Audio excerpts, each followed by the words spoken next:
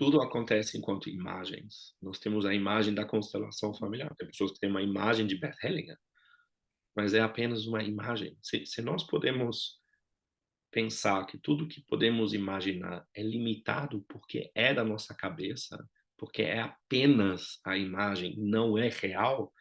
Bert Hellinger falava sobre essa questão de não enxergarmos a realidade, de nós não sermos capazes de ver puramente a realidade tal como é.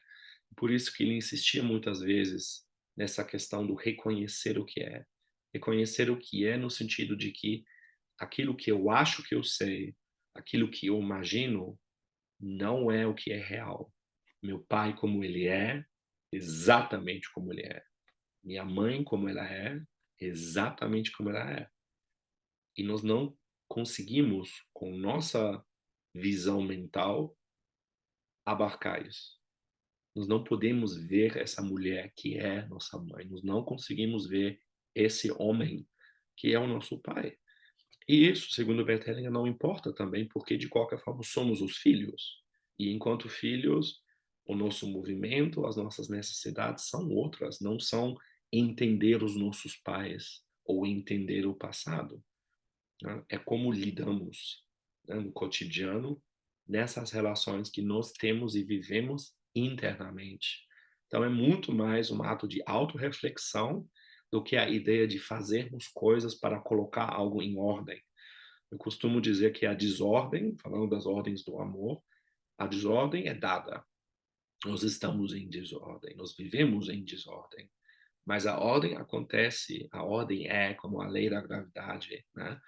E por causa dessa ordem também, nos comportamos de certa forma.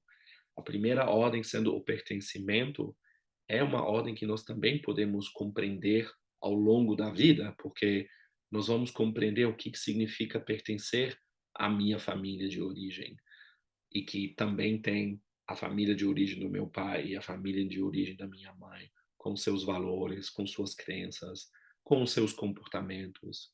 E eu observando a mim, meu comportamento, meus valores e minhas crenças, posso ver como eu me comporto, como eu ajo, como eu me relaciono com outras pessoas.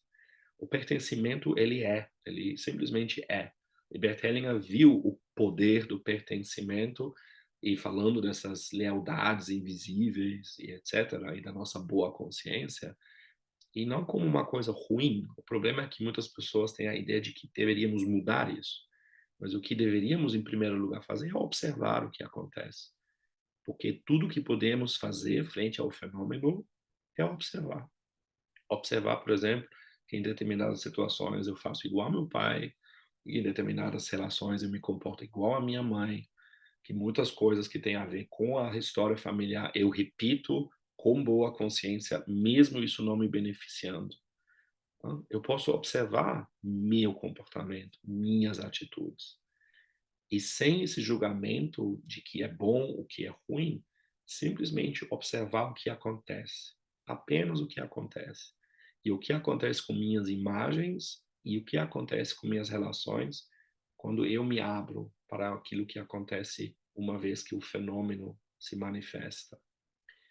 O segundo ponto da hierarquia é basicamente uma coisa muito simples, e eu acabei de falar sobre isso também. Como pequenos, nós temos menos recurso. Como pequenos, nós temos mais necessidade. E como pequenos, nós não podemos fazer o que outros, que são os grandes, podem.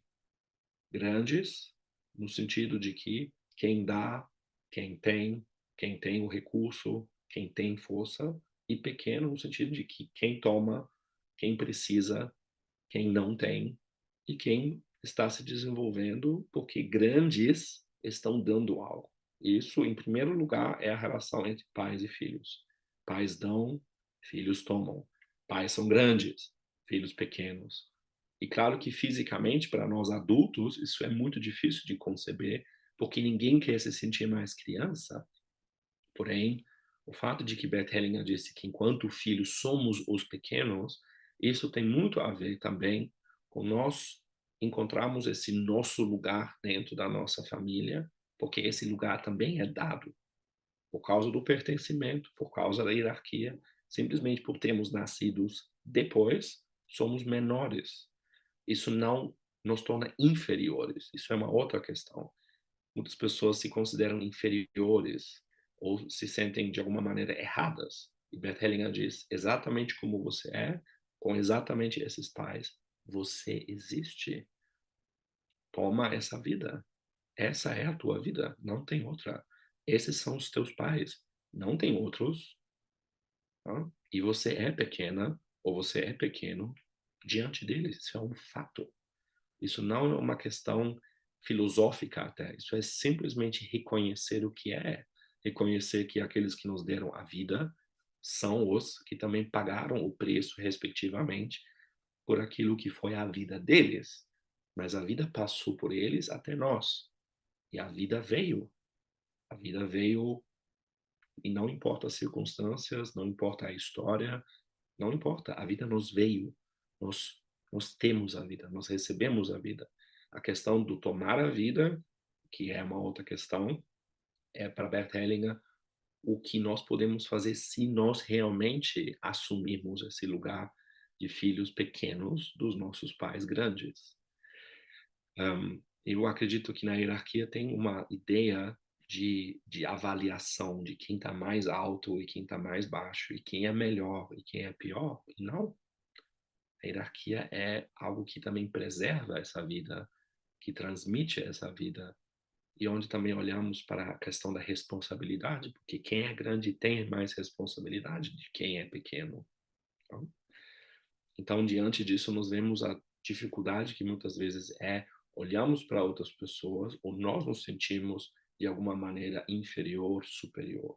Eu sempre digo que quem tem uma questão de inferioridade ou superioridade normalmente não consegue ser simplesmente ela mesma ou ele mesmo. Eu sou como eu sou filho dos meus pais. E como filho, em primeiro lugar, eu sou pequeno. E como adulto que eu me torno ao longo da vida, eu tomo mais dessas minhas habilidades, capacidades e a força que eu tenho porque eu tenho meus pais. E no último ponto do equilíbrio entre dar e tomar, as pessoas entenderam que muitas vezes o equilíbrio parece ser, eu te dou uma coisa, você me dá outra, acabou. Tá? E na verdade o equilíbrio também é algo dinâmico. Por exemplo, entre pais e filhos existe um total desequilíbrio, porque assim é. Os grandes dão, os pequenos tomam e não devolvem nada. Nós não devolvemos a vida aos nossos pais. Por mais que isso pode ser uma ideia ou uma fantasia da criança. E entre dar e tomar se entende uma relação que pode gerar vínculos mais profundos, né, diante do tempo da troca e também diante da profundidade, no sentido de que aquilo que eu te dou, você realmente toma, e também você, por gratidão e por também sentir a necessidade de dar algo, você me dá algo também valioso que eu também tomo para mim.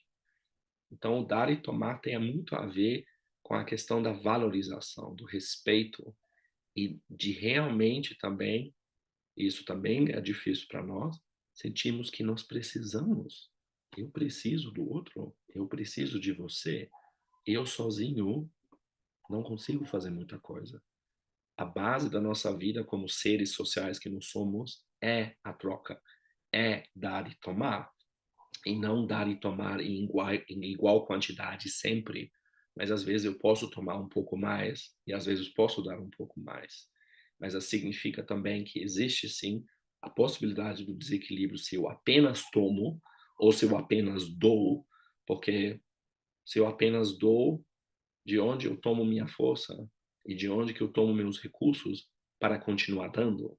Se eu apenas tomo, o que que eu dou em troca por aquilo que eu tomei?